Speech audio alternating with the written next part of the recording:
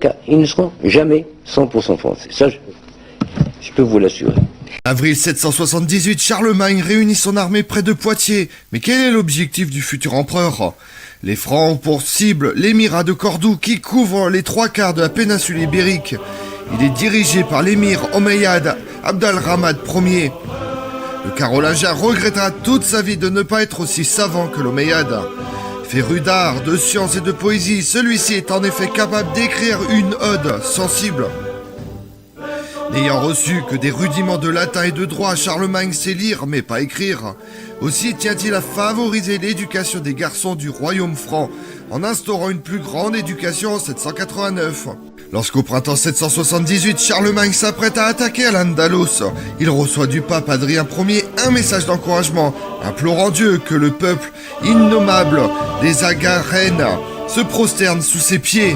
À ses yeux, comme à ceux des Francs, le musulman n'est pas qu'un ennemi, c'est un diable hérétique.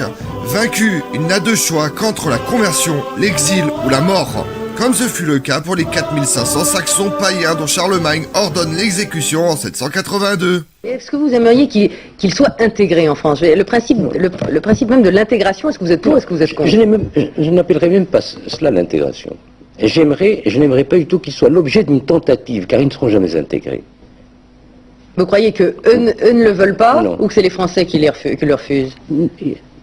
L'exprimeront-ils qu'ils ne le pourront pas? C'est possible entre Européens. La trame est la même. Les mouvements européens dans l'histoire ont été Est-Ouest. Et les mouvements humains, la religion, enfin tout un tas de choses. Mais là, c'est un autre continent. Et vous n'en avez que faire.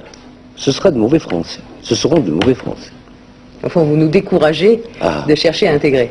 Je vous décourage, en ce qui concerne les miens, les Marocains, d'essayer des détournements de nationalité, car ils ne seront jamais 100% français. Ça, je peux vous l'assurer.